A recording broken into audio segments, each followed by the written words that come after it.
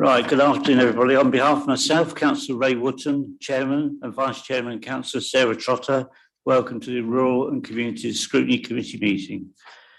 Please note that although we are meeting in this setting, COVID rules still apply. I'd like to welcome all officers and cabinet members who's not here. I don't know where he is. Anybody know where Councillor Reid is? He's away. He's away. He's in Madeira. Yeah. Right, if you wish to ask a question, please indicate to the Vice Chairman, Councillor Sarah Trotter.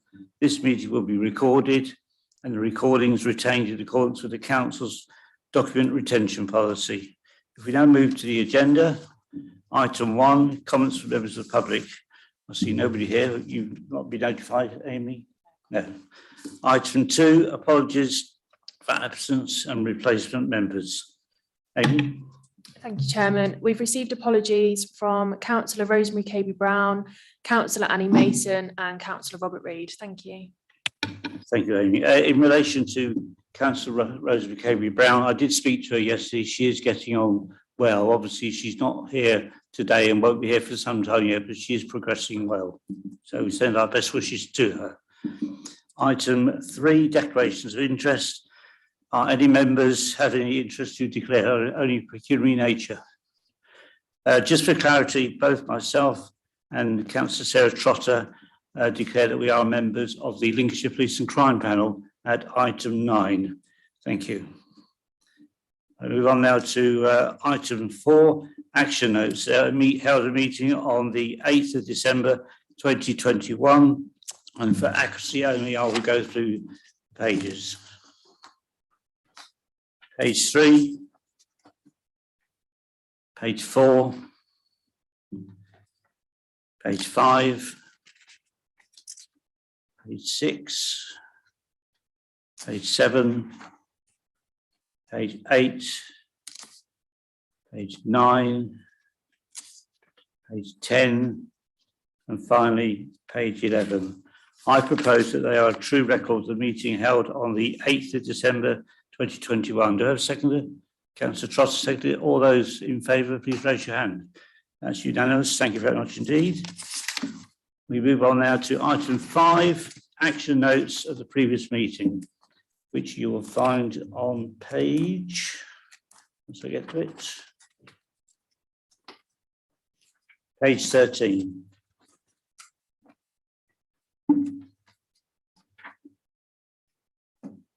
I'm happy that the action notes have been completed or are ongoing. Do members of the committee have any comments they wish to raise? First of all, can I ask whether members have had all their questions answered from the previous meeting?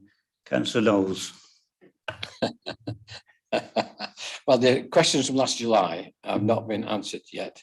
Having said that, they are no longer relevant, so it's not necessary. It demonstrates that at that time, the SK environment and the housing were not in harmony in any way in terms of understanding what costs were and what charges were and how the two related.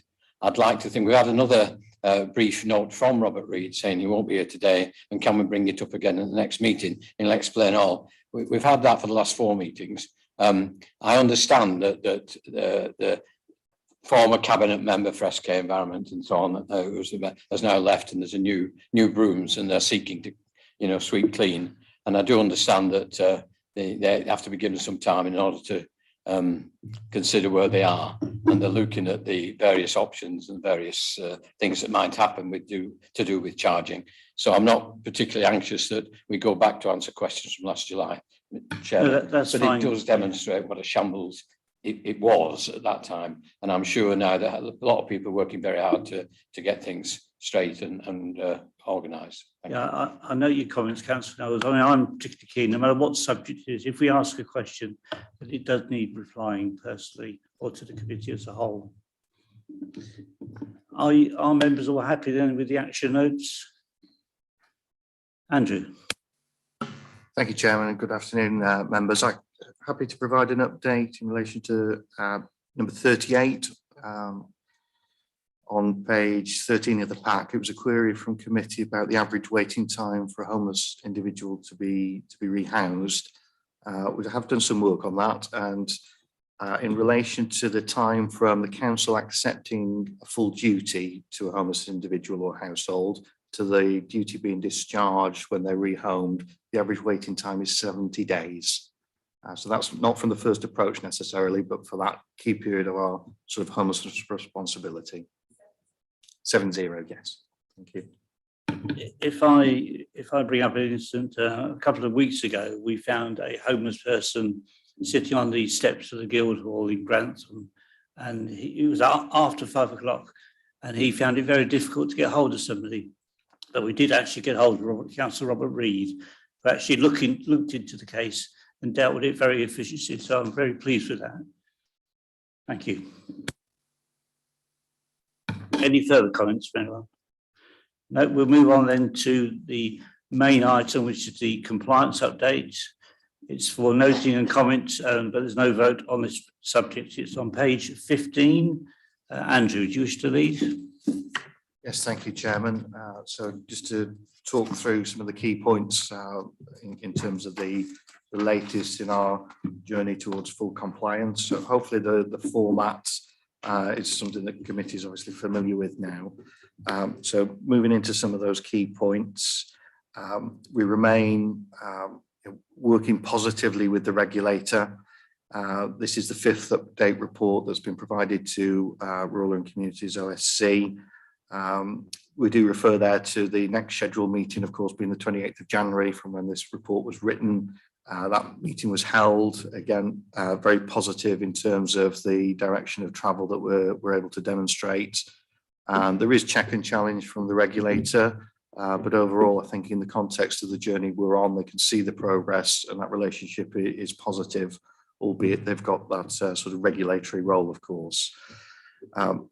In terms of some of the key points, at section 1.5 of the report, we do mention there a further all-member briefing, which was arranged for the 23rd of February.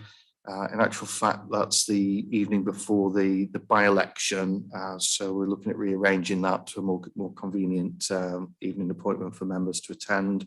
But of course, we'll talk through both the progress we're making in terms of landlord health and safety compliance and some of the other improvements that we're looking to deliver in relation to our landlord function. Section 1.6 of the report, we talk about the full tenant consultation exercise that's running imminently. That's really about us understanding the current experience of tenants in terms of the services that we offer and the feedback from tenants about the key priorities as we move into our review of the housing revenue account business plan in the next financial year. Absolutely like to make explicit our commitment to listening to the views of tenants and to incorporating those into the business plans that we will be developing. And we are basing those questions around the regulator's proposed tenant satisfaction measures that are out for consultation at present. And I'd be very keen, Chairman, if you wish to share the link to all of those questions to committee members so they can see the full sort of range of questions that the regulator is looking at. We're taking some of those and focusing in on the real sort of business planning elements of that. We cover at section 1.7 of the report about the stock condition survey that continues to roll out across the district. This is absolutely critical in terms of that business planning, because we need to understand the condition of the properties to know, where the money requires to be spent, and then flexing that against tenant preferences.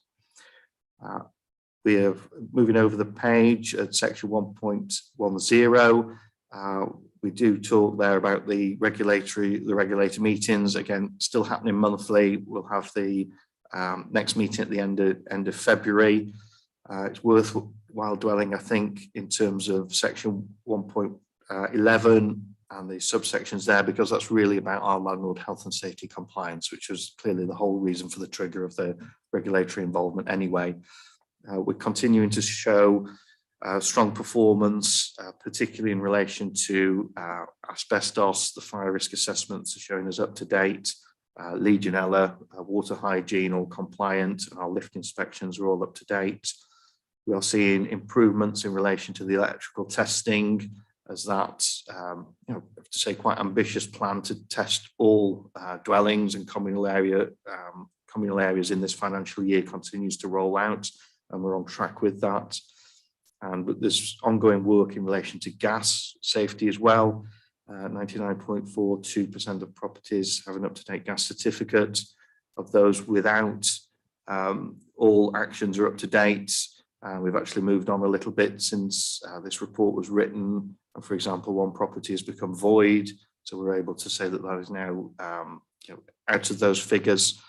So I'd be very positive in terms of our ongoing performance and the direction of travel that we're demonstrating.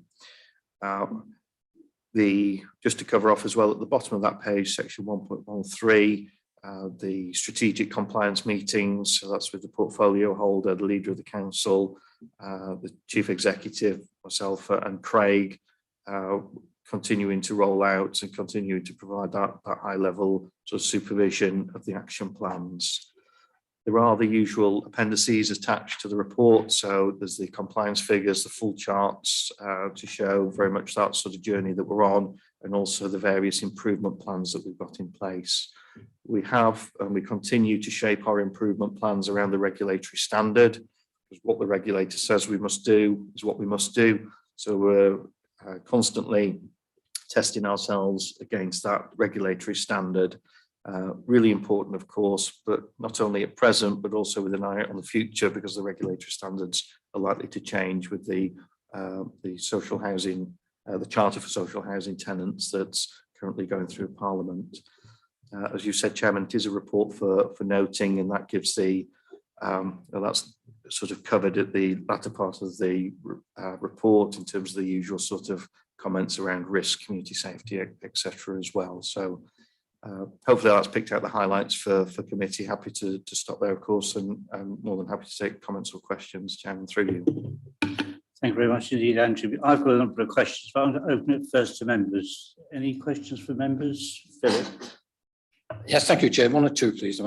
First of all, can you tell us a bit more about Propeller? What's it meant to achieve? What stage are we up with it in getting it installed? And what is the cost of it? And can you tell us a bit more about what it does, please? Thank you.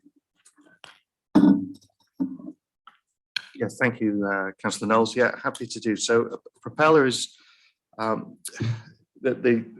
clearly a piece of software, and its whole purpose is that as a landlord, you have all your compliance and your health and safety data in one place. So rather than looking on spreadsheets here and systems there, it pulls together all that information in one sort of dashboard, if you like, that you can at a glance satisfy yourself about your performance in relation to health and safety.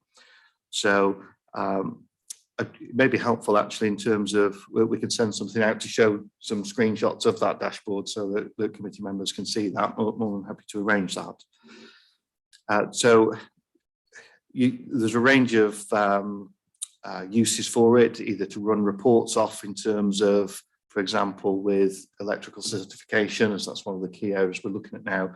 You can look at running a report off about properties that are where the certificate's due to expire.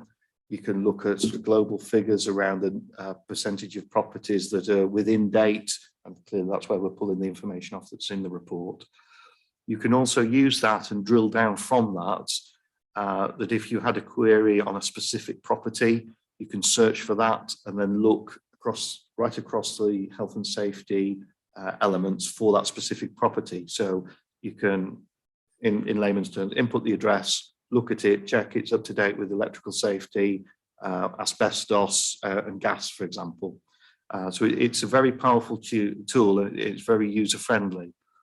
Clearly, it addresses a lot of the issues that were found in the internal audit about different records being held in different places, and that was one of the significant concerns that came out of that audit, obviously over 12 months ago now.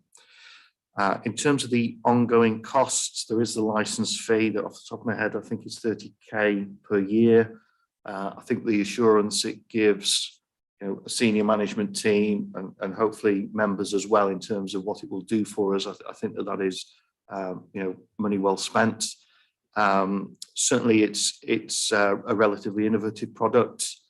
I'm not aware of other local authorities using it in this way, although registered social landlords, so housing associations, are, you know, it is almost their market leader that they go to. Yeah, I hope that covers that, Councillor Knowles, and certainly happy to share some of those screenshots as well.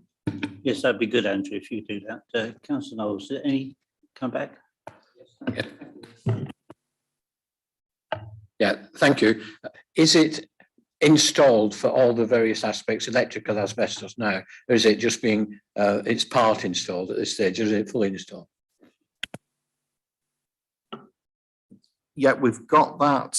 In fact, I think it's actually on the improvement plan. So I'm just scrolling through so I can remind myself. It is still being rolled out. Yes, there we are. So, for example, we've got, so just for committee's assistance on page 25, it's action 1.2b. So the regulatory standard is to meet all applicable statutory requirements. The issue identified was no effective IT solution for monitoring and managing compliance requirements. Fire, gas and electric is rolled out. We've added lifts onto that. We've also added a specific module to track fire assets so that we can tag individual if you like, fire-related property elements. So every fire door will have a tag, and we will be able to follow that, you know, the lifespan of that asset through Propeller. We've added passenger lift compliance, so the lifts in our shelter schemes, for example, and the asbestos module is still being progressed, so that's still rolling out. Thank you very much. Any? One more question, if I might. Yes, certainly, go ahead. Have we got an idea when we might come out of measures, special measures? I think that's what they used to call the $1 million question. I think we're showing really good progress. I'd have some caution because we want to be absolutely confident before we have that conversation with the regulator that we are able, to our own satisfaction, demonstrate compliance right across the board.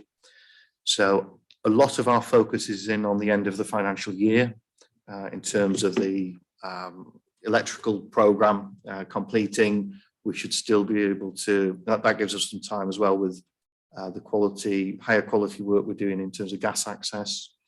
So I think by the end of March, we'll have a very robust set of performance figures that we can then benchmark against the sector and seeing how we compare. I think at that point, all things equal, it would be really good if we could get some external audit to verify our sense of that. And I think at that point, we can have open conversations with the regulator about whether we're satisfying the regulatory notice or not. So we're getting there, but not yet. Thank you very much. Any members further questions? Councillor Amanda Wheeler.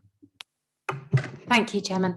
Not specific to the report, but I realise that the housing department's been under quite a lot of pressure, and I'm just wondering, in terms of various staffing issues, whether that will have any impact and whether more staff are being recruited or redeployed to support, because I feel for you, because I imagine your department's under a lot of pressure and you're doing a great job and I'm sure you're working very hard, but are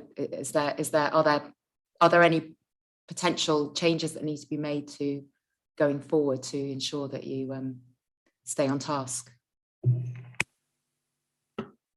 Yeah, thank you, Councillor Wheeler. I think that we're fortunate in many ways. We have a lot of really, really good members of the team. We've got a lot of good managers. We've got a lot of good officers, and we've got a lot of people that work really, really hard for tenants and for residents of the district.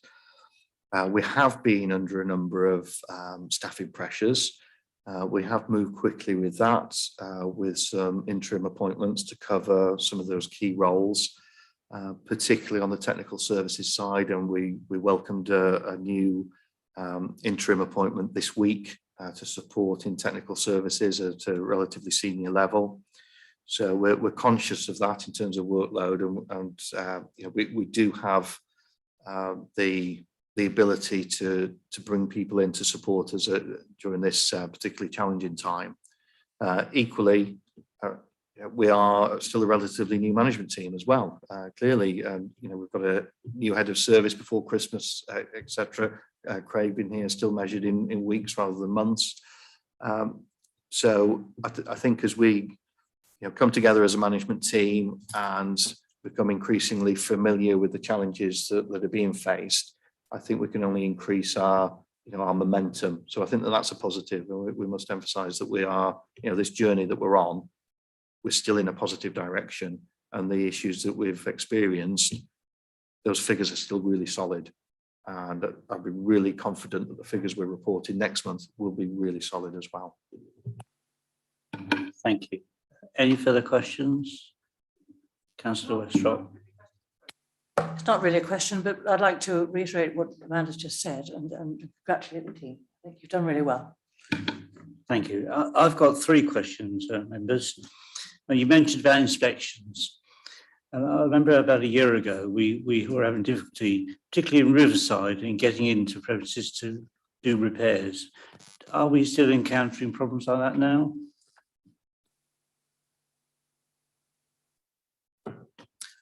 Thank you, Chair. But we do, we still experience access issues. I think in relation to the stock condition survey and the other sort of statutory landlord compliance duties we've got. And I think there's a mixture of reasons for that.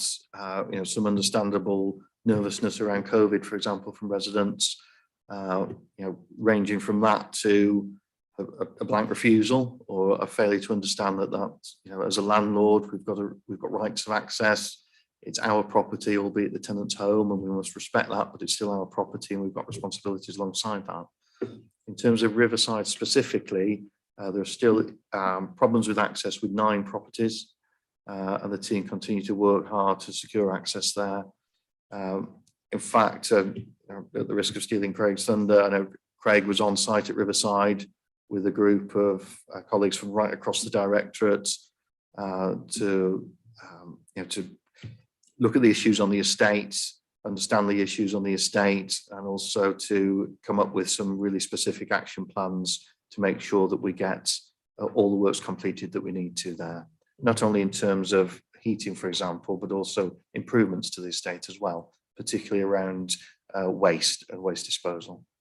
So going back to access then, you just mentioned there, how long would we leave a property if we wanted to gain access? Will we resort to a warrant?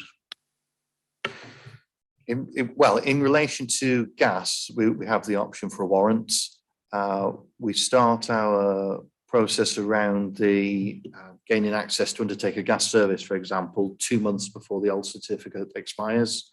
So that gives us a run up to make sure that we've got that opportunity. We do have to go through the process, which is a couple of appointments. We then look at the housing officer team engaging with the tenants at that point. After that, then we're into the warrant application. So usually that would use all of that 2 months up, and then we're dependent on the court system, of course, giving us an appointment. In relation to sort of access in general, the other options open to us are to take possession proceedings because it is a breach of tenancy, or to look at an injunction. We have had one particular property on the Earlsfield estate, really disappointingly, that still refuses us access. We needed to survey 152 properties, and it's just one we've got left to do. And we are in the stages there of applying to court for an injunction, and we're waiting on the court date, which is later this month. So it's a little bit how long is a piece of string question, but I'm really confident that in terms of the team that we've got there, they're on the ball with these sorts of issues, and really positive in the sense of attempting to engage with the tenant to understand the reasons why and taking appropriate action where we need to. Thank you. My second question, you mentioned about updated tenants. I remember before Councillor Reid was talking about a tenants panel. Are they working well, and do you have many subscribed to them? Thank you. Currently, the tenants panel consists of 5 5 tenants, which is a very small percentage clearly of 6,000 tenants. So we would hope that the work that we're doing in terms of the big listen survey and the estate walkabouts that'll happen over the summer, etc., that tenants get involved and want to help us to shape the services that we want to deliver and we're going to deliver. So it's small. It's I think they're effective. We've got some forthright views from the tenants. Certainly, when I joined the council, we invited them to ask some questions of me for us to include that as an article. So we would always want to do more. We'd encourage tenants, to become involved, whether as a tenant panel member or just a sort of an armchair critic. As long as they engage with us, we will open those channels to keep that constructive. The reason I raised that, before I bring you in, the reason I raised that is I think that there are quite a number of comments on Facebook regarding failings within repairs and housing department. And I wanted to bring those to your attention and committee's attention today, because I think we're up to about 60 today on one particular area. Do you think that more should be encouraged, more people should be encouraged to join a tenants panel in each location? Yes, thanks, Councillor. I think that, well, in relation to Facebook comments, clearly we take those seriously. It's a form of feedback. Would urge anyone, when they get the survey, to fill that in and send that in to us. We welcome tenants' views. We take them seriously. We know that we want to do better as a landlord, and then tenants and the tenant experience is critical to us in terms of shaping our services in the future. So, in fact, the article I've referred to, made it quite clear. And I hope all tenants get the message that come and talk to us. We will listen. You may not always get the answer that you want or you like, but we will listen and we will explain, the decisions that we take. So yes, absolutely. For tenants who want to get involved, come and talk to us. That would be the message, and I hope that members would also cascade that to constituents. Thank you. My last question then, before I bring in Craig, is you mentioned voids. I don't know if you saw on that particular Facebook page, somebody was talking about a void being there for over a year, and I find that astounding that a property is left empty for that period of time. Is that an unusual case, or is it an average case? My colleague Craig is hot from the void meeting this morning that he chaired, so I'll hand over for the very, very latest info from Craig. Welcome, Craig. Thank you, Chair. Just to provide some reassurance to the committee, we don't have any properties that we've had vacant for over a year. I think it's probably a perception that those properties have been empty longer than they actually have.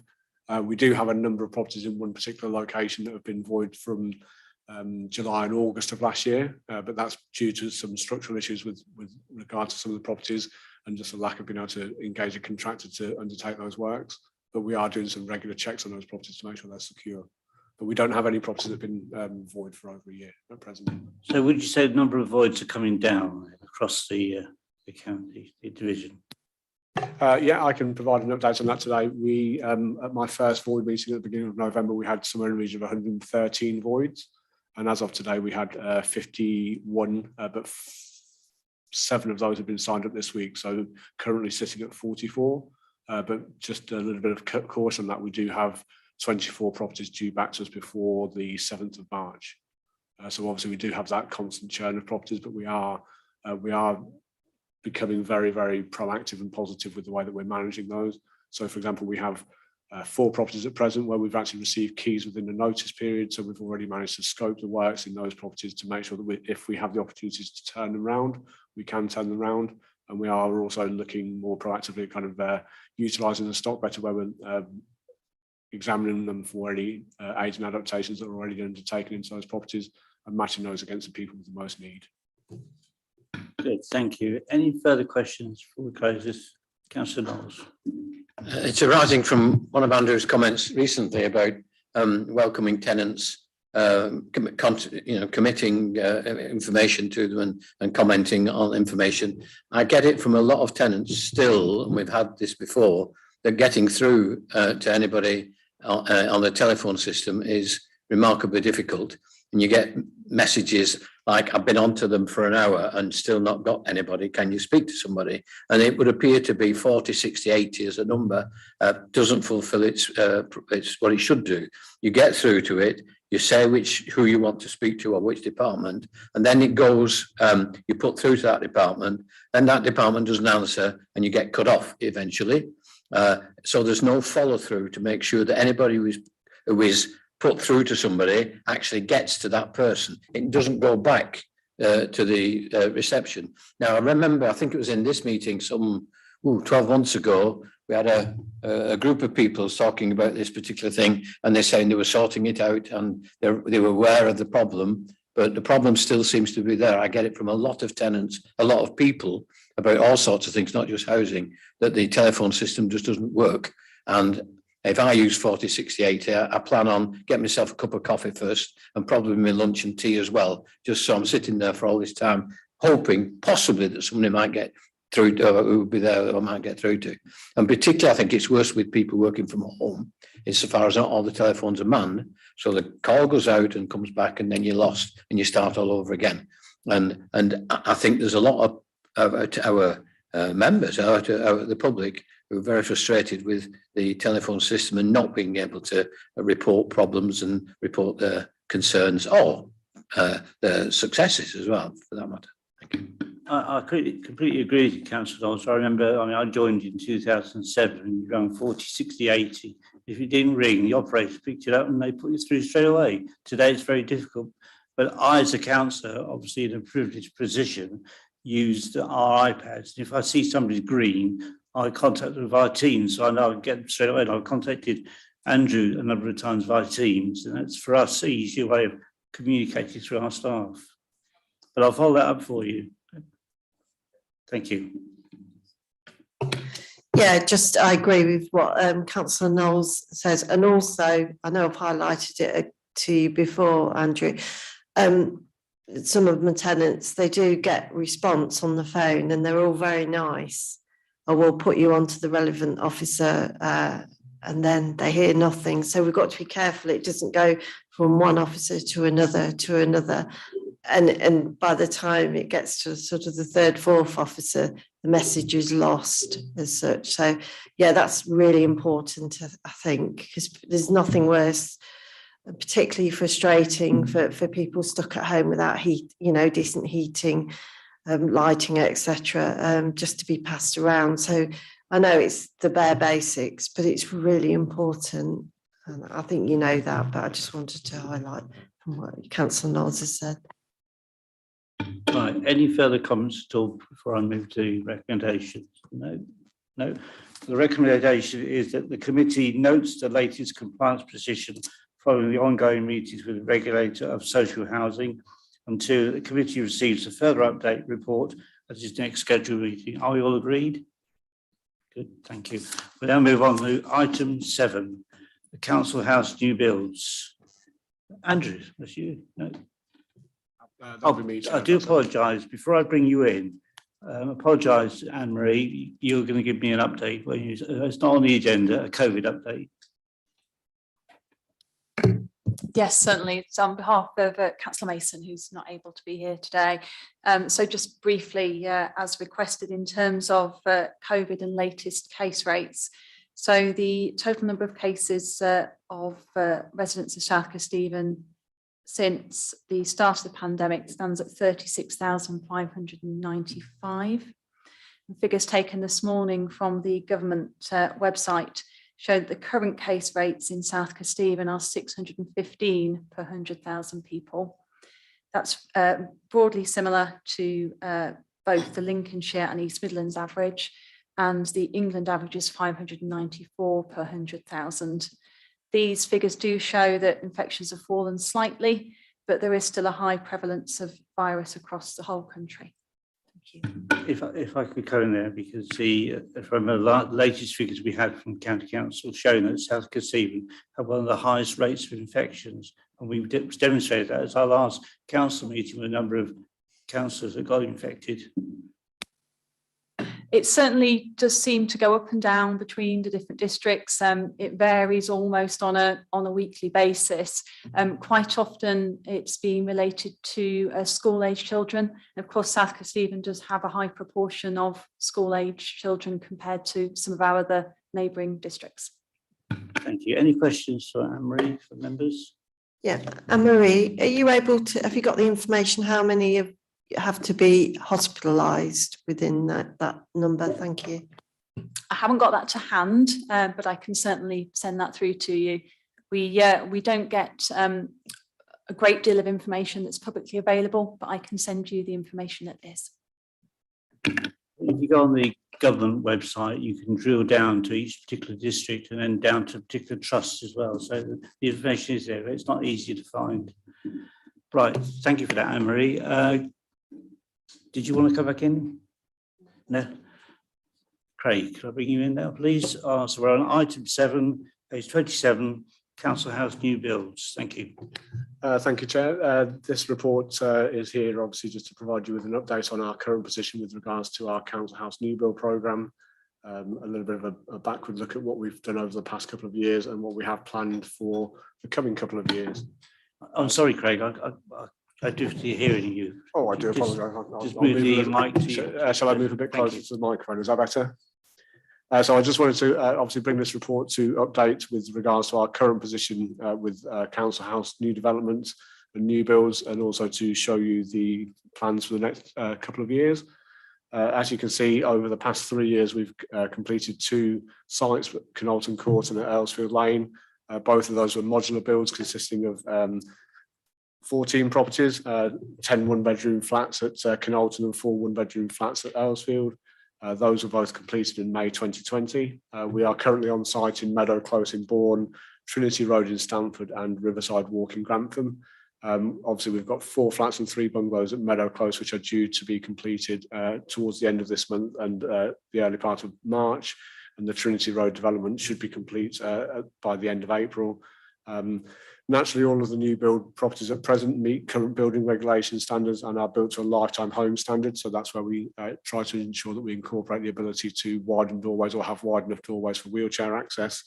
The use of timber frame construction has been deployed at these locations at Meadow Close and Trinity Road, which allows better heating efficiency than traditional construction methods. So in relation to the coming programme over the next 2 years, we plan to deliver on the below schemes, which are Elizabeth Road in Stamford, which is 4 one-bedroom flats. This is currently seeking planning permission and is due for commencement on site at some point during this financial year, with hopefully, depending on when we commence, completion within this financial year. And obviously the Swinegate development, which is a 20-unit sheltered accommodation block, which is currently again sat with planning. We have a couple of other additional projects which are in our development stage, which total somewhere in the region of 20 units due for completion in the next 2 years. So the above costings, you can see, the costings there around the draft scheme budgets. Those costings are to deliver the properties to meet current building regulations, and one of the recommendations that we're seeking from committee today is whether we look to expand that specification to incorporate additional either new build technologies or kind of energy efficiency measures. They will obviously come at some sort of a premium of cost on top of what we've already planned for those developments. The one thing that I would highlight, though, is that if we do look at introducing those technologies and those opportunities to invest now, that would reduce the need for us to invest in the future, and it's a lot easier to build that cost in build rather than to retrofit. And obviously that was basically what we wanted to kind of seek from committee today, so I'd welcome any questions or queries, please. Thank you very much.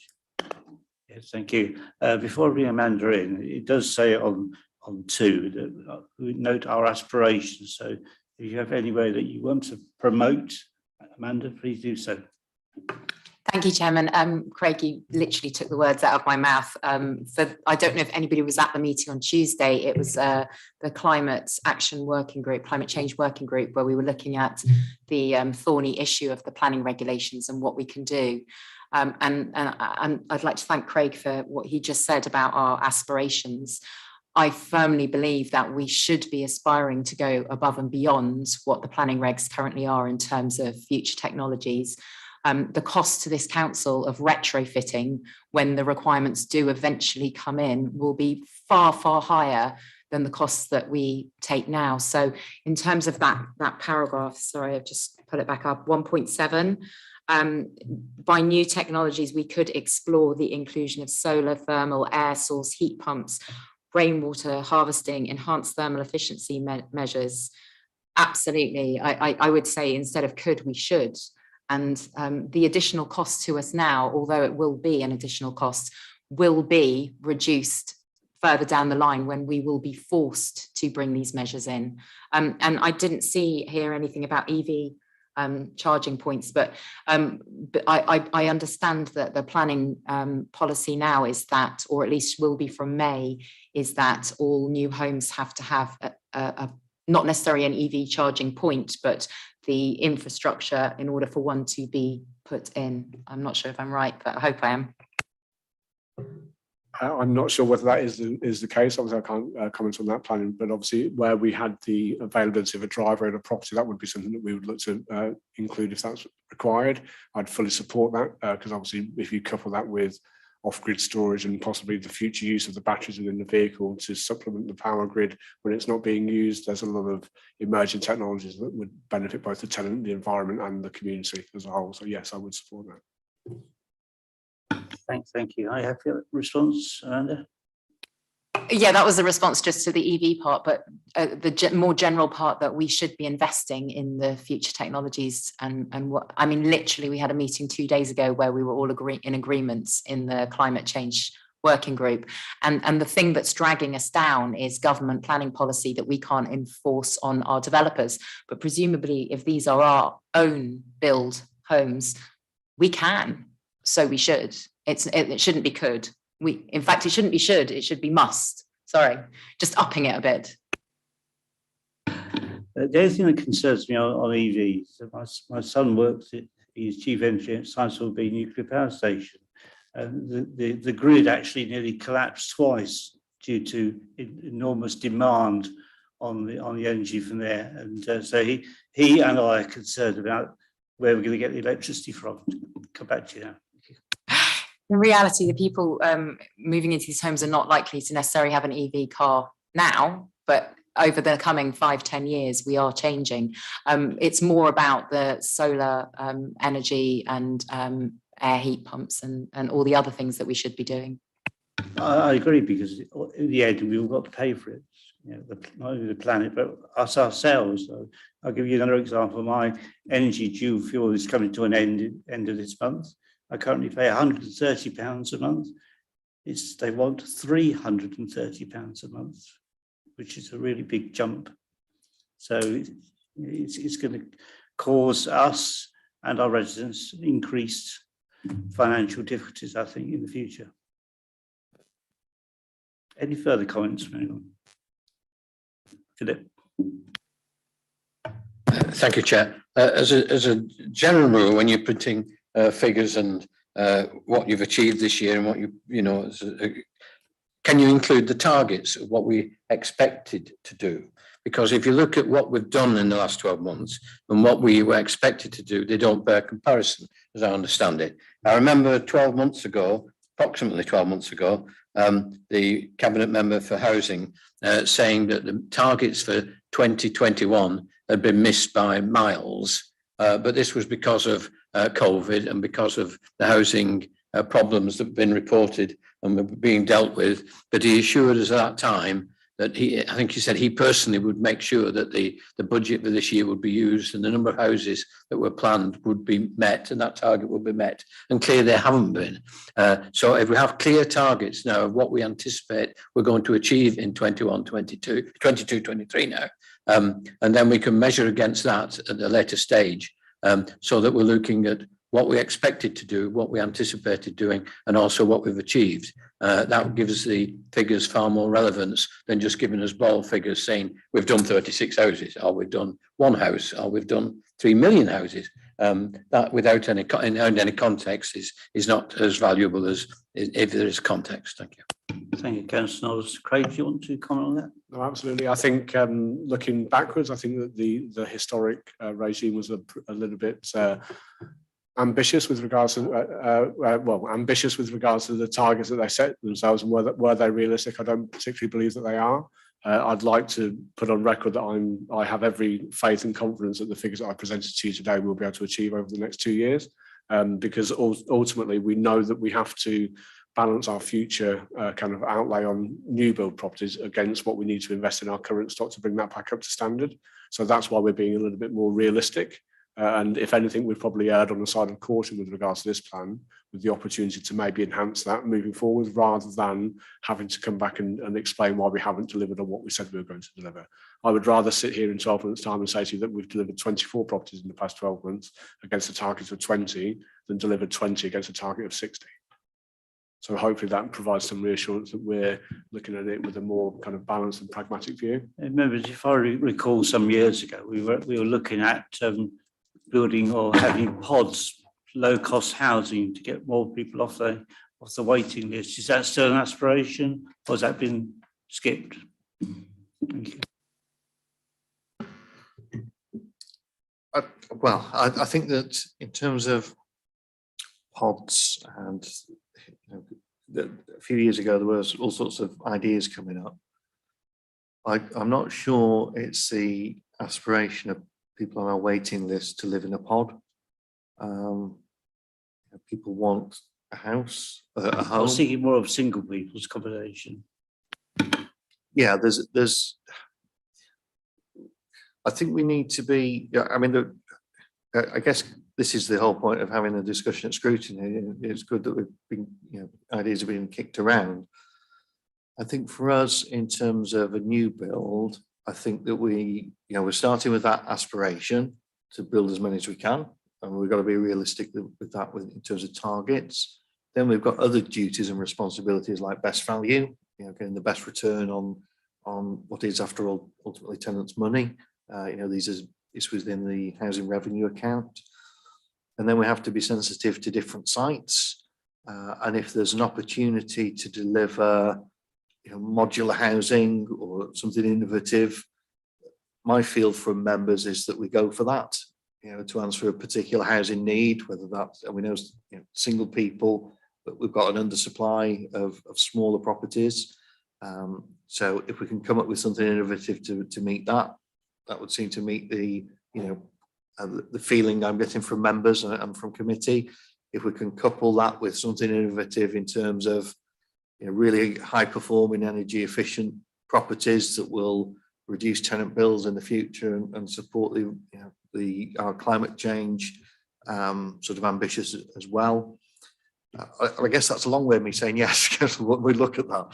But I think it's us trying to balance all those different competing threads and to draw that together into something that really members can be excited by and get behind and support, and is meeting our sort of aspirations as a council. I think, Andrew, at the time it was more of Scandinavian designed, low cost but high in accommodation, but low cost energy as well. Quite often with those sorts of designs, you need to be doing volume to get the unit cost down. So quite a number of our sites at present are quite small. So whether we could deliver the volumes that would reduce those unit costs to something that we were comfortable with, that would be the challenge for us. If I think about it a bit more, it was actually a unit that came delivered, ready to be planted straight down, and somebody could move straight in. That's the sort of design they were looking at. Yeah, certainly in a previous role, we did some modular designs, but much that, as you described, Chairman, that it was, you literally created a concrete slab and then dropped the unit on it. These had a brick skin around them, but they can work. They are, I think they're more attractive in a metropolitan area because they get better, there's less time on site for us, a traditional build may well still represent a really, really good value, albeit with, you know, the higher energy ratings. Another question I have for you is land, availability of land to build social housing on. Have we got enough land? I think we've got a good number of sites, as I've touched on. Some of them are smaller sites, and of course they're brownfield sites, which tend to be more expensive to develop sort of per unit. But we're fortunate. It is a growing district. There are opportunities in terms of Section 106 and to work with developers as well. So yes, I'm not pessimistic about the sort of supply of sites over the next few years. Thank you very much. Vice Chairman. Yeah, Andrew, could you just tell me where we're at with providing bungalows for the elderly? Because more and more I seem to see that they're being taken away, well, not taken away, but provided to younger families. And, you know, I just wondered where some of our needy elderly are being housed. Thank you. Yes, thank you, Councillor Trotter. I think, well, I've got a couple of points in relation to that. First of all, in terms of allocation, you know, we are undertaking a review of the allocation policy, and we'll be bringing that to scrutiny for, you know, for comment and input, and look forward to that meeting. So that is the one, you know, one element in terms of who we allocate properties to. The second part, in relation to, you know, the sites that we've got building out at present, there's a number of bungalows included, and as Craig has touched on, from that lifetime homes principle, where you know, they don't need adaptation in the future to make them wheelchair friendly, etc. And one of the sites that we're looking at for the next financial year at Swinegate, we are looking at that as a sheltered scheme, so specifically for older people. And I think that's a real good opportunity for us as a district council to show what that offer to older people within the district in need of you know, supported housing at that time of their life can look like. We do face some challenges, and we will need to feature you know, and think very carefully about our existing shelter schemes and the upgrades that they require. I think we've got a good opportunity there to almost set an exemplar in terms of you know, a sheltered housing unit in a really attractive location within town that shows how good our offer can be. Yeah, I just want to add, I don't want the rural community to be forgotten, because there are a group, you know, going into pensionable age who don't want to get moved out of their local community, their villages. It's very much a part, you know, they've got clubs, village hall, and the past couple of years have not been able to enjoy facilities, and they just don't want to get moved out to these lovely properties in their town. And I know it works both ways. They don't want to get put into rural properties when they used to be in the town, and I definitely get that feedback. Like one of the first parish council meetings I went to, they said, where are the bungalows for us to live in? We don't want to leave our villages. You know, so you have to look at it as a broader scale, really. Thank you. Yeah, thank you, Councillor Trotter. Absolutely, and I think that is, you know, that's the other strand to our development aspirations, is making sure we've got the right type of properties in the right place. Absolutely, and you know, we're the strategic housing authority, so as a landlord we can understand what happens with our waiting list, you know, where we get the refusals, the areas where people are most interested in living, and the types of properties they're after. So that is the other thread to feed into our future development plans. Absolutely take the point. Thank you. I fully support Vice Chairman's comments on it, because and I want to come back to your proposed development at Swinegate. The comments I hear from my residents is that they don't want mixed accommodations, where there was just a whole, like, I'll give you an example, Manor Street, where it used to be just residential pensioners only. It's now mixed, and they don't like that mixed. So can you give me some assurance that if you do develop Swinegate, it will be just for elderly people? Thank you. Yes, happy to, Chairman, and I think that's absolutely, we'll pick that up again when we look at our allocation policy and go through that. And I think there has been, I'm sure, well-intentioned, but some flaws in the approach in the past. Thank you. Flaws is an understatement. Councillor Wheeler. Thank you, Chairman. Am I right in saying that you're asking us to inform you on the aspirations? Because that was what you said at the start. So I don't know if you need a proposal, but I mean, if you look at 12.1, it says very clearly any future council house new builds should aim to maximise energy efficiency from design stage and deliver reductions in carbon emissions.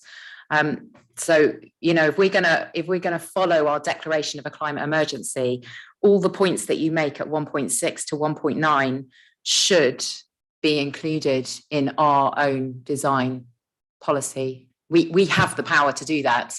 We're not constrained by anything. It's our building and we're in charge. So can I propose that instead of saying future aspirations, these are our current, and can I use a different word than aspiration? I mean, it should be our commitment rather than aspiration.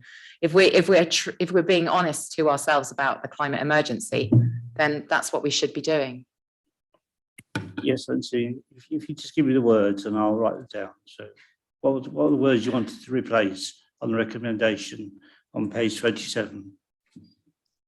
Because it's got there in form of the aspirations. So.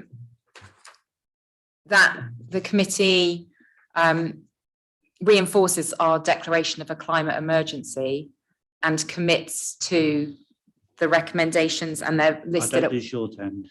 I don't speak slowly. We have a problem. That the committee reinforces our declaration of a climate emergency. Could you get that down there? Is that good?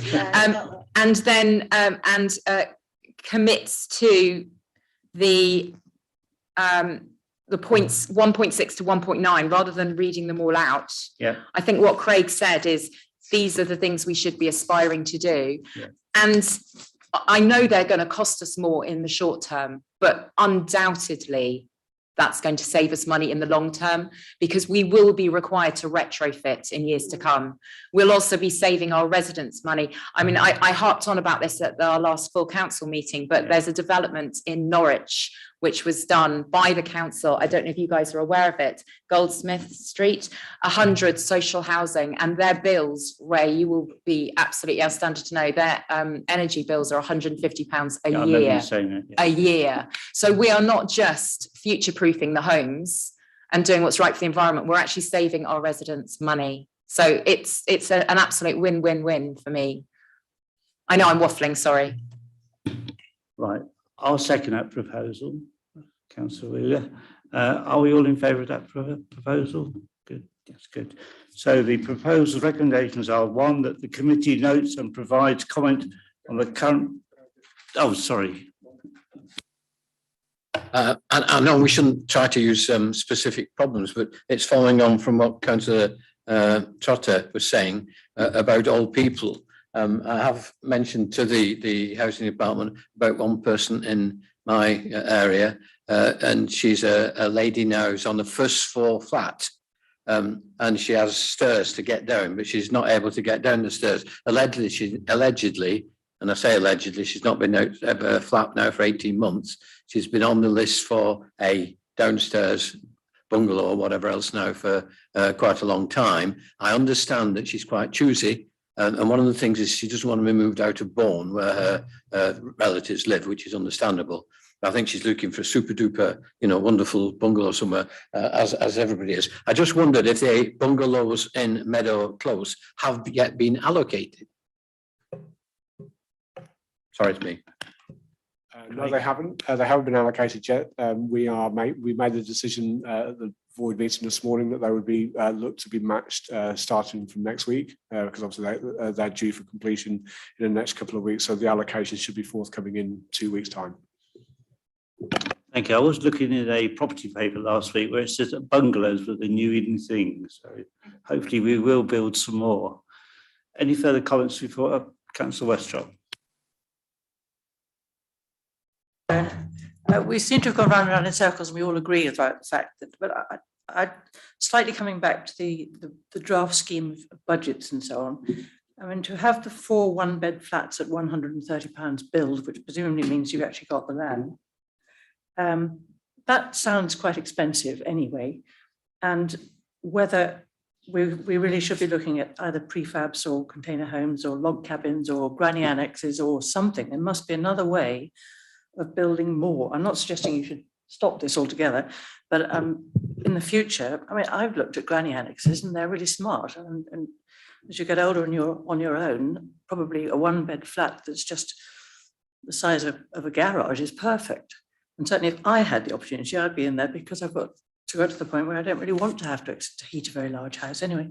So looking at the alternatives of building would be great. Andrew, just to comment? Yes, happy to provide comment. I think cost per unit's a really good measure. I think it doesn't always tell the full story in terms of smaller sites or brownfield sites that need maybe you've got a lot of sort of ground contamination that needs addressing, that pushes the price up. I think it's something that we should keep coming back to committee with. I'm sure committee will be interested as we come up with projects to look at that and keep that sort of value for money question in the forefront. I mean, certainly I think the discussion has been really helpful. And what I've taken is that there's certain principles that value for money is important, but climate change, saving tenants money is really important as well. The right fit, and balancing that rural and urban sort of question too. So I think that's given us a really helpful steer. And as we develop, a programme, those number of projects over the next few years, I think we can come up with something that really does meet the bill. Thank you. Any further questions before I go to recommendations? No. So recommendation 1 is that the committee notes and provides comment on the current programme, which we've done, future programme and recent delivery information. And 2, Amy? So the second one will be that the committee reinforces the declaration of a climate emergency and commits to section 1.6 to 1.9 of the report on the paragraph relating to future aspirations. Is that okay? Good, that's been proposed and seconded. Are we all agreed? Good, thank you very much indeed. We'll move on now to item 9. The item 8 is now going to be a future item on programme. Hopefully we're going to get Superintendent Phil Vickers here as well, and also Inspector Gary Stewart to come as well. So item 9 now is the Lincolnshire Police and Crime Panel update by Vice Chairman Councillor Sarah Trotter. Sarah. Yeah, last year I was chosen to go on the Police and Crime Panel, something that I know our chairman, Councillor Watton, has been on a number of years.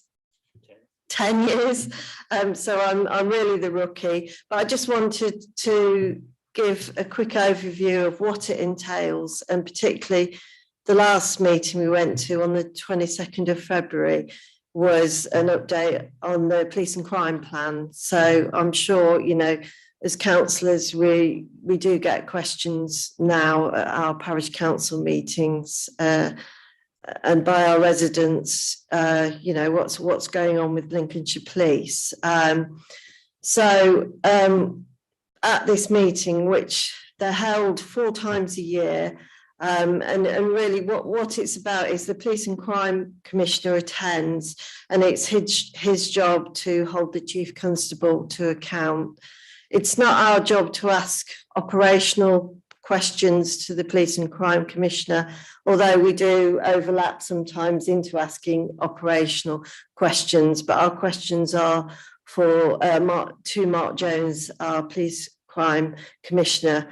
I hope in months to come we can perhaps get him to give us a presentation, because I know that happened pre-COVID and he can answer any questions. But all I want to do today is just outline what we discussed with the police and crime plan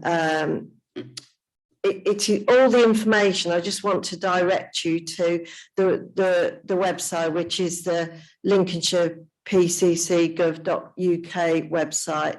If anyone wants the police and crime plan emailing to you, I'm happy to do that rather than go through the realms of a website. And also there is financial information about the precept as well for the police crime commissioner. But anyway, just to go through a few points. So in attendance with the representations at the Lincolnshire Police and Crime Panel on the 22nd of February was Commissioner Mark Jones, but also our Chief Constable, who was there to support, particularly if there were any operational questions that overlapped. And his name is, I don't know if you're aware, it's Chris Horwood. We've had a couple of meetings, haven't we, with him online, and that was the first time I'd actually met him in person. And the purpose of the report was to provide the PCP with the first update in relation to the delivery of the Police and Crime Plan 2021 to 25. The report updated against each of the key principles within the plan. These key principles are the community safety and prevention in partnership, listening, responding and becoming accountable, protection and supporting victims and the vulnerable, and how policing works. Just what I'm going to do is I'm not going to go through it word for word, else I'll be here all afternoon. I'm sure you want to get home at some point. But we've got some really good work going on in the community safety and prevention in partnership, which we are looking at through the reducing offending groups of the Safer Partnership. So we're looking at a Lincolnshire Women's strategy that is supporting women and girls at risk of entering the criminal justice system. So that's a really important part. We're also looking at the male victims of crime as well, with sexual offences. Also within this, the PCC is funding the twinning project. And we heard about this. This is basically to deliver football-based programmes into Lincoln Prison to improve the skills and employability of prisoners, while simultaneously improving their mental health, physical health and all-round well-being. This will enable prisoners to obtain a qualification which will help life chances and ultimately help them gain employment upon release. So rather than just, they're in prison, they're left there, they're let out, perhaps to re-offend again, we hope not, there's important learning and they've got a goal to achieve when they come out. So that's one of the areas. We're also, in our role on the panel, a deputy police and crime commissioner was employed, Mr. Philip Clark. He's actually an ex-inspector of Lincolnshire Police, only just retired, which fills me full of confidence, because I think it's really important that there's actually someone, that's done the job.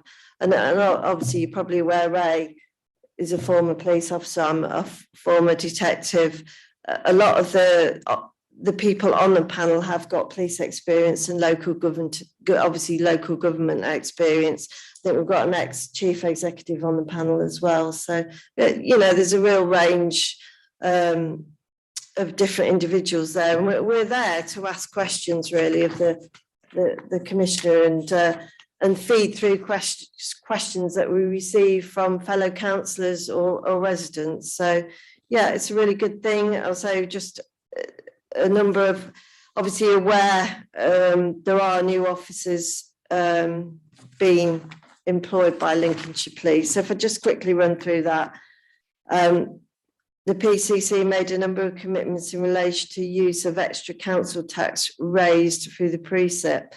So additionally, there's a recruitment of 60 officers who started training in 2021 more than doubling the planned total of incoming officers to 114. Obviously, there'll never be enough police officers, and there is a natural, of officers retiring, etc. But we are on the right path. And also they're looking at employing a fast track system for detectives. There's a real shortage of detectives. A lot of, when I joined as a detective, you got extra money for your plain clothes, for going over and above your role. But I've been retired 4.5 years now, and that how can I say, there's not particularly any encouragement to do the CID course as such, but they are looking at a fast track scheme, which I think is probably a good thing, get more detectives, because as you're aware, one of the biggest issues now is fraud, and some of the funding that's being looked at is for IT as well. Every time a house is searched, the phones are recovered, computers are recovered, this all has to be looked at, and someone needs to look at it. So they are looking at someone more, how can I say, not necessarily officers, but civilian staff to coordinate this and improve it, etc.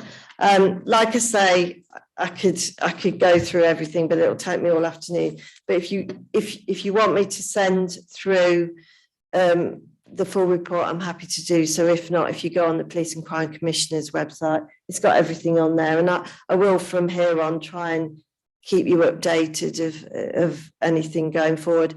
Also, just as we are a really rural county as well, there is a rural enforcement team now, so hopefully these people who are stealing our quad bikes, etc., there is a specialist team now looking at rural crime. So some really good things, but there's so much to talk about, but it's always down to, have we got enough officers?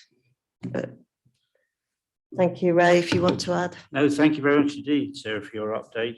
I hope panel members appreciate all the effort you put into it.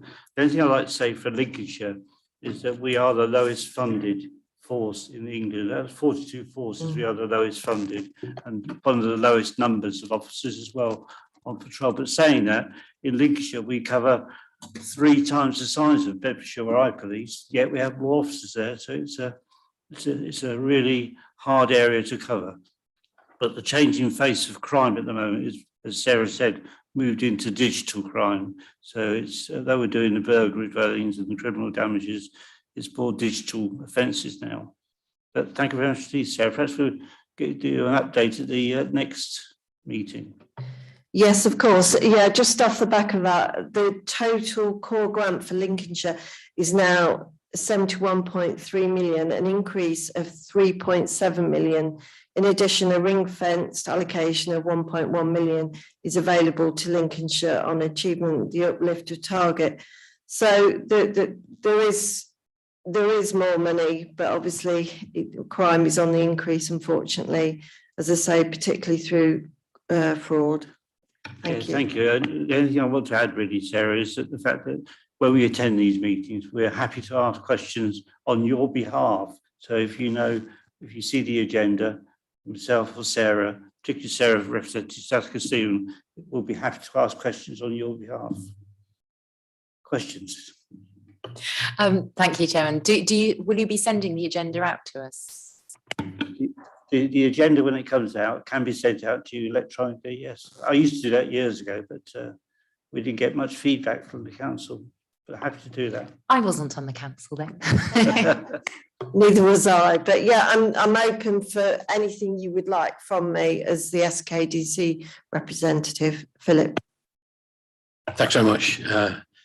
Just the bit that I'm concerned about is community policing, and particularly neighbourhood watch and PCSOs. About time passes with COVID, 12, 18 months ago, it seemed that Lincolnshire had abandoned neighbourhood watch altogether. They said that they withdrew support for it completely, and it's disappeared almost. And yet technically I'm still chairman of a neighbourhood watch area for Bourne, the whole of Bourne and district. I'm chairman of that. And yet there's been no support officer. Since then, the PCSO we had in the area has resigned and gone. And yet we were assured 18 months ago, 18 months ago, by those meetings we had at this council, I think 2 in the space of 2 or 3 days, one with commissioner and one with an operational officer, that the new operations head man was in favour of community policing and would be reversing what had been done to neighbourhood watch and reversing the numbers of PCSOs. And yet since that was stated, which is, like I said, probably 18 months ago, it's not been reversed. Neighbourhood watch is still abandoned by Lincolnshire Police. They put out some messages as Lincolnshire Alert, but very, very, very few, and put others out on a social website, which is not satisfactory, I don't think, in any way. I don't want to belong to social websites. I don't do them. But there was a commitment given that they would increase the support for community policing, and yet nothing seems to have happened. Have they said anything about it, or if they've not, can you bring it up and say, what do they plan to do? And at least tell us if they're not going to do anything. Say we can't afford it. Yeah, it's good you mentioned that, because it was mentioned at the last meeting. We all pretty much highlighted that, what's happened to our PCSOs. We had a really good PCSO in our area, Linquest area. Unfortunately, he's on long-term sick, and there seems to be no one sort of backing him up while he's not there.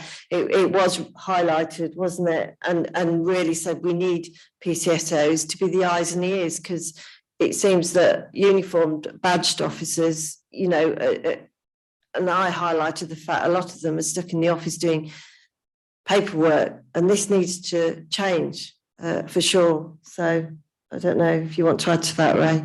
Yeah, I think the question was put by a City of Lincoln member, which we all agreed, and to the Chief Constable, and he did put his commitment to us.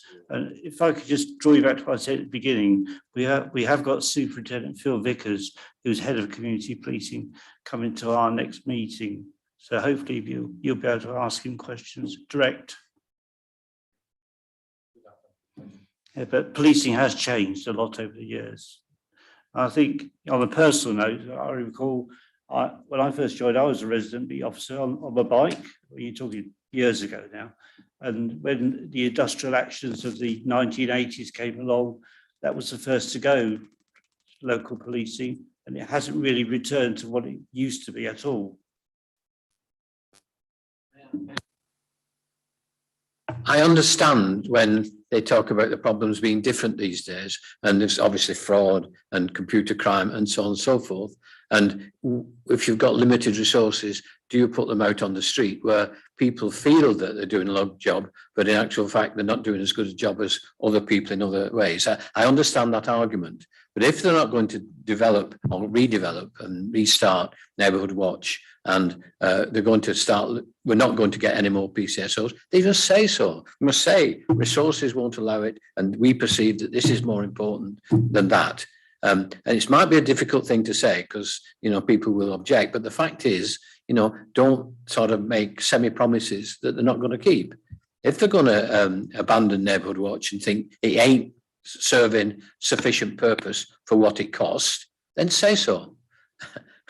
There was a commitment by Chief Constable to increase neighbourhood policing, but he didn't give a figure on how much it would do. And the other thing I could say about policing locally, if you're a foot patrol officer, you're there gathering intelligence and supporting local community, but you're more used or more advantage if you're a mobile officer, because you can go to various jobs across the area. So it makes more sense, financial sense. Any further questions? Yeah, can I just Councillor Knowles, what I will do is ask about the neighbourhood watch, because I'm personally, that question wasn't asked. I want to know where we stand with neighbourhood watch, because it is a really good scheme, and like you say, I think it's been put slightly to, well, we haven't got the PCSOs to support the neighbourhood watch. So and I'll copy you into that. I'll ask that question before we get to Superintendent Vickers. Is he superintendent? Yeah. I'll find out see if I can get any information. If not, I'm sure we can when he comes to talk to us. We'll highlight. I'll definitely highlight that. Thank you. Any further questions, Hilary? I'm slightly perturbed. I've got a person I know really well on the Earlsville estate who said that they don't trust the police at all, and they're almost vigilante gangs going around, and that they have to defend themselves. And I think that's, I don't know whether that's true or whether it happens to be something that I've heard on the grapevine, or whether there just aren't enough police to try and hold those areas. All I can say to you is that the police are there to protect you, to protect us, and do a fantastic job. And you may say, I would say that, but that's how we viewed being on patrol. Our job was to go out to protect the public, protect the property, and arrest as many people as we could. That's how I viewed, and I'm sure Sarah viewed when she was on duty. There are more attacks on police officers now because people aren't.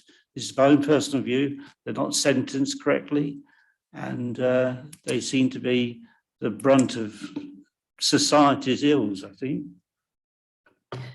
What I would say, Councillor Westropp, if that's information you received, your source, you want to make sure that they have reported to the police what's happening, and then they have a duty. Very often, there's a problem and people don't always report it. I'm not, justifying that, there might be lack of resources that aren't dealing with it, but I would suggest that whoever's reported it to you needs to get an answer, really, or else it just escalates. As we know it can happen. So, yeah. Thank you. I mean, this is something I know really well. I've met over many years, and it nothing to do with my being a councillor or anything else, but it was quite interesting that they don't want to report anything to the police because they think that then they are a target themselves. And I can understand how it works, but it's quite tricky from living in the Earlsfield estate if there are gangs going. I don't know if there are. I haven't backed that up. I don't know. The police would know that. What I would suggest is if they contact Crime Stoppers, it is completely confidential. For sure, that's what that's there for. And there'll be no comeback. But it will, hopefully, something will get done. Thank you, Sarah. Any further comments from anyone? Thank you. Thank you very much indeed. We'll move on now to item 10, the work programme, which you'll find on page 41 to 43. You'll see on page 43, we've got regulatory compliance. We have every meeting, tenants, ground maintenance, consultation, and the assisted garden scheme. That was quite a hot topic at our last meeting, wasn't it, Councillor Knowles? Update on voids, landlords forum, and pandemic lessons learned. Housing service repair policy. In relation to which many of you may know, the investigation that we've had recently into staff on our housing allocations policy. I don't want to say any more than that because it may prejudice any inquiry, is that once that investigation has completed, I would like this committee to look at our housing allocation policy. Any comments, Andrew? More than happy to bring a report forward to committee, Chairman. Good, thank you. Members of the committee, any comments from you regarding the work plan?